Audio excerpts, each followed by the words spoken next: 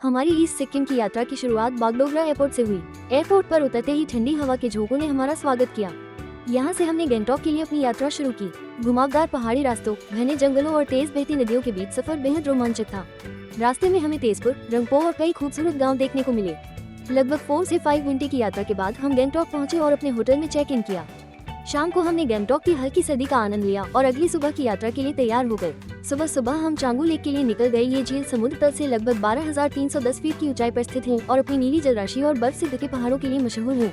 जैसे जैसे हम ऊंचाई की ओर बढ़े, मौसम ठंडा होता गया और रास्ते में बर्फ भी दिखने लगी।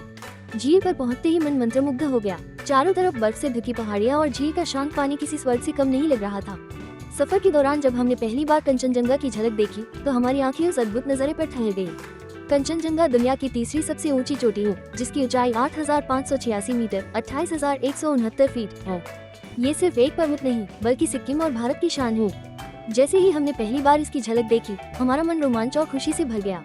बर्फ से ढके पहाड़ों की चमकती हुई चोटियां सूरज की रोशनी में सोने जैसी दिख रही थी। झील तक पहुंचने के लिए हमें एक विशेष पास लेना पड़ा, क्योंकि यह क्षेत्र संवेदनशील माना जाता है। पास लेने के बाद हम आगे बढ़े और रास्ते में हमें याक दिखे, जो इस क्षेत्र की पहचान है। इन ऊंचे और घने बालों वाले याकों को देखकर उत्साह दोगुना हो गया। झील पूरी तरह बर्फ में तब्दील हो चुकी थी। जहां गर्मियों में ये झील नीले पानी से लबालब रहती है, वहीं दिसंबर में यह एक विशाल सफेद आईने जैसी दिख रही थी। चांगू लेक की जमी हुई खूबसूरती को निहारने के बाद हमने रोपवे की ओर रुख किया।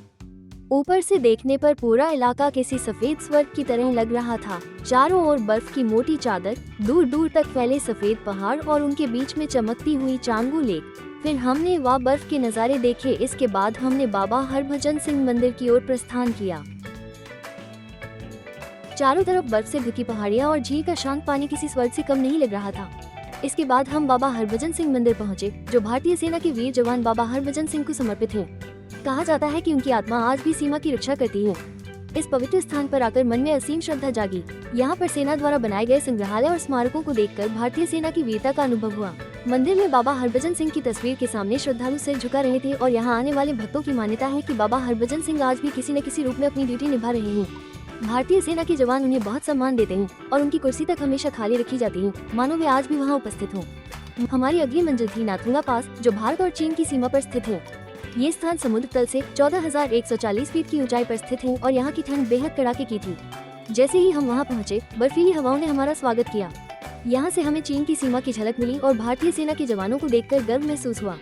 ऊपर चढ़ने के रास्ते में ऑक्सीजन की कमी महसूस होने लगी। कुछ लोगों को सांस लेने में बहुत दिक्कत हो रही थी, इसलिए अगर आपको सांस की प्रॉब्लम है तो यहाँ जब भी जाए तो साथ में ऑक्सीजन सिलेंडर जरूर ले ले। नाथुला पास पहुँचते ही हमारे सामने भारत चीन सीमा का भव्य नजारा था। भारतीय सेना के जवान वहां तैनात थे और ठीक सामने चीन के सैनिकों की चौकी भी दिख रही थी। यहाँ खड़े होकर हम दो देशों की सीमाओं को एक साथ देख सकते थे। यहाँ फोटो खींचने की सख्त मनाही थी। नाथुला पास से लौटते हुए हमने रास्ते में कई खूबसूरत नज़ारे देखे। पूरे सफर के दौरान पहाड़ों की खूबसूरती, ठंडी हवाएं और ऊंचे नीचे रास्ते दिल को रोमांचित कर रहे थे। शाम को हम गैंगटॉक के होटल पहुंचे और गर्मागर्म खाने का आनंद लिया। इस तरह ईस्ट सिक्किम की यह यात्रा एक यादगार अनुभव बन गई। मिलते हैं अगले ब्लॉग में। जाते जाते वीडियो को लाइक और चैनल को सब्सक्राइब करना ना भूले।